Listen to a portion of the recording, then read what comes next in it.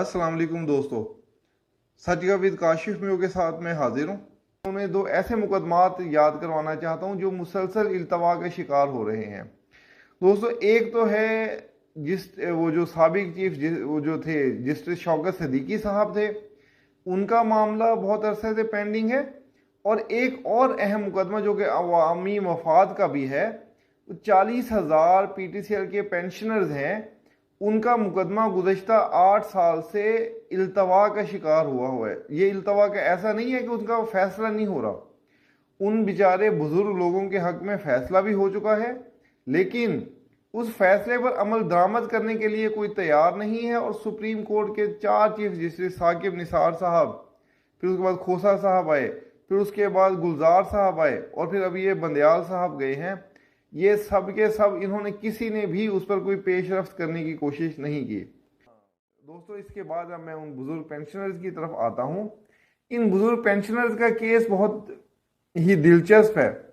2010 से ये मामला शुरू हुआ है और वो बेचारे हाई कोर्ट्स में गए, पहले इस्लामाबाद हाई कोर्ट में, फिर पेशावर हाई कोर्ट में, वहाँ अपने मुकदमा जीते। फिर वो सुप्रीम कोर्ट में आए, सुप्रीम कोर्ट में भी उन्होंने अपना मुकदमा जीता। लेकिन साकिब निसार साहब ने क्या किया कि सबसे पहले तो साकिब निसार साहब ने एक गलत फैसला ये दिया कि उन्होंने कहा कि जी जो लोग पिटिशनर हैं सिर्फ उनको ही पेंशन मिलेगी, जो बेचारे नहीं आए उन्हें नहीं मिलेगी। हालांकि ये बहुत ही गलत फैसला था कि भाई इंसाफ तो फैसला तो सबके लिए काबिल अमल होता है। ये तो नहीं होता कि जिसने दरख्वास्त दी है सिर्फ उसे मिले और बाकियों को ना मिले। सुप्रीम कोर्ट के बारे में ये कहा जाता है कि, या सुप्रीम कोर्ट के बारे में तो नहीं कहना चाहिए, अदलिया के बारे में ये कहा जाता है कि दादे के मुकदमे का फैसला पोता सुनता है। तो चीफ जस्टिस कादी फाई साहब, ये जो 2 केस मैं आपको बता रहा हूं, ये इसमें हकीकत होने वाली है, क्योंकि बुजुर्ग पेंशनर्स में से 8,000 पेंशनर्स का इंतकाल हो चुका है।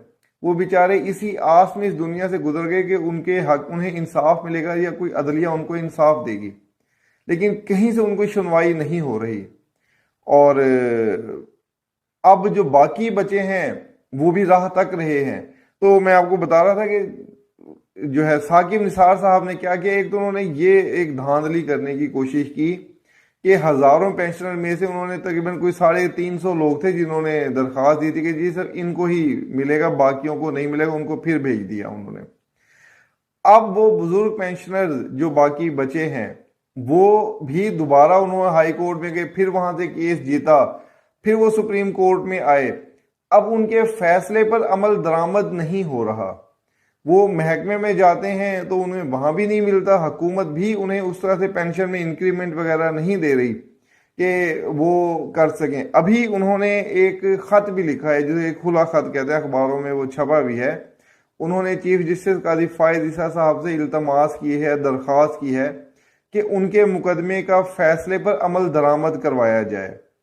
PTCL कंपनी अरबों रुपए कमा रही है, लेकिन इन बुजुर्ग पेंशनर को कोई नहीं कुछ दे रहा।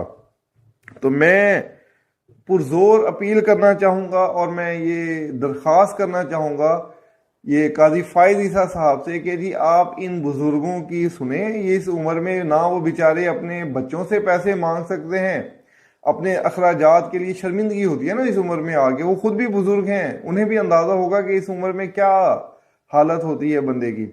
तो अब वो बेचारे इस उम्र के इस हिस्से में हैं कि उन्हें मदावा किया जाए, उन्हें इंसाफ दिया जाए।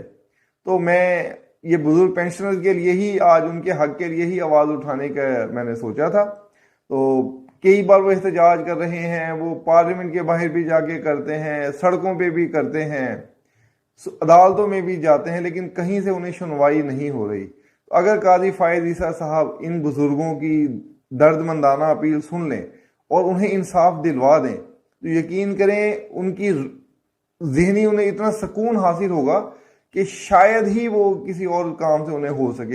इन बुजुर्गों की, इनके हजारों, इनके खानदानों की दुआएं मिलेंगी उन्हें। तो मैं इस पे अब बस इस पे बंद, अब इसको इख्तिताम की तरफ जाता हूँ। तो बस यही दरख्वास्त है कि चीफ जस्टिस साहब इन बुजुर्गों को इंसाफ दे दें और जिससे शौकत सिद्दीकी को भी इज्जत और एहतराम से इंसाफ दे दें और उनका जो एक मनसब है उसे बहाल कर दें।